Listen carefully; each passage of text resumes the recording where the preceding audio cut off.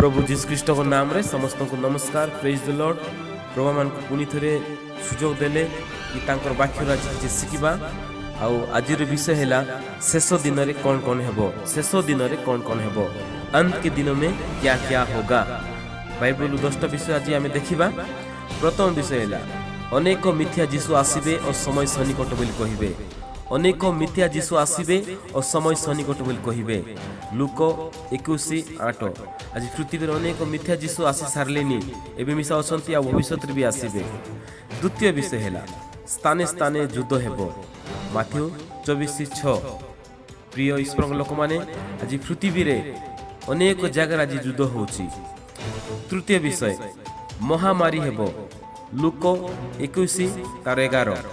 आज पृथ्वी रे बहुत महामारी घटुची। स्वाइन फ्लू, बार्ड फ्लू और वर्तमान कोरोना भाइरस महामारी पृथ्वी रे घटुची। चतुर्थ विषय स्थाने स्थाने दुर्भिक्ष हेबो। माथ्यू 24:7। आज पृथ्वी रे अनेक जगह रे दुर्भिक्ष घटुची। पंचम विषय भूमिकंप हेबो। माथ्यू 24:7। भूमिकंप हेबो। आज पृथ्वी रे प्रतिदिन अनेक जगह रे भूमिकंप होउची। बड़ बड़ भूमिकंप होउची आ भूमिकंप रे हजार हजार लोक मरुचंती। षष्ठ विषय लोके क्रिश्चियन मान को घृणा करिवे। माथ्यू 24:9। लोके क्रिश्चियन मान को घृणा करिवे। आज प्रभु जीशु विश्वास करबा लोक मान को जगतर लोक मान बहुत घृणा करूचंती। सप्तम विषय क्रिश्चियन माने परस्पर को घृणा करिवे।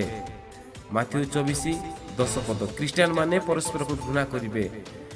आज क्रिश्चियन माने फेसबुक रे, व्हाट्सएप रे, यूट्यूब रे परस्पर को घृणा करूचंती, भूल कमेंट करूचंती। अष्टम विषय शेष दिन रे अनेक मिथ्या भाववादी उठिबे। शेष दिन रे अनेक भंड भाववादी उठिबे। माथ्यू 24:11। आज अनेक मिथ्या शिक्षक पृथ्वी आसिले, एबे भी अछंती और भविष्य भी मिथ्या शिक्षक आसीबे। नवम विषय अधिकांश लोकंकर प्रेम शीतल होई जिवो। माथ्यू 24:12। आज पृथ्वी देखिबे अधिकांश लोक मान जीवन में प्रेम नहीं, प्रेम आज कमी जाइछि। दशम विषय आकाश मंडल रे भयंकर दृश्य और महामह लक्षण देखा जिवो। आप देखिए आज आकाश मंडल रे भयंकर भयंकर दृश्य आज आम देखुचु। टीवी रे, न्यूज रे आम आकाश मंडल भयंकर दृश्य नाना प्रकार घटना आम आज देख पारुचु। ए सब 10टी विषय शेष दिन रे हेबो। आ ए सब विषय आज घटुची। तेणुकरी जागृत हेबा, प्रभु जीशु को मेघमाल साक्षात करबा निमंते प्रस्तुत होई रहिबा। प्रभु ए वाक्य दे हम समस्त आशीर्वाद करंतु। आमेन।